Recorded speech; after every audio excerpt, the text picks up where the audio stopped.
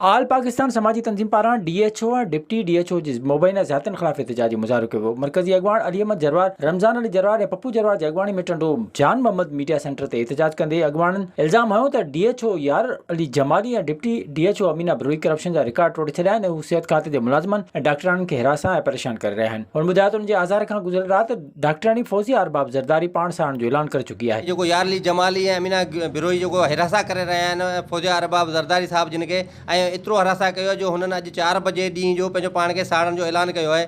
ऐं एतिरो ज़ुल्म थींदो आहे छा? इंतिहा जी ॻाल्हि आहे। या ऐं वॾा डॉक्टर जेके आहिनि वेठा आहिनि जेके हुनजी कोन था ॿुधनि, ऐं हेल्थ वर्करनि खे हुननि पंहिंजूं गाॾियूं जेके सरकारी ॾिनियूं आहिनि। हिकिड़ो फीमेल डॉक्टराणी जेका आहे ऐं ॿियो जेको DHO आहे यारली, हुनखे सज़ा न दी जेको एहतजाज न करे मुसलसल पूरी सिंध में जेके एहतजाजी धरना लॻाया वेंदा। ऐं हींअर त असां सिर्फ़ु एहतजाज करियूं पिया, पर इन खां पोइ पंहिंजो पाण खे साड़ींदासीं बि सही। हुननि चेतावनी त जेसिताईं ज़िले शहीद बेनज़ीराबाद मां करप्ट ऑफिसरनि खे मुअतल नथो कयो वञे तेसिताईं हुननि जो एहतजाज जारी रहंदो। विज़िट कयो अवामी आवाज़ मीडिया ग्रुप जी वेबसाइट awamiawaz.pk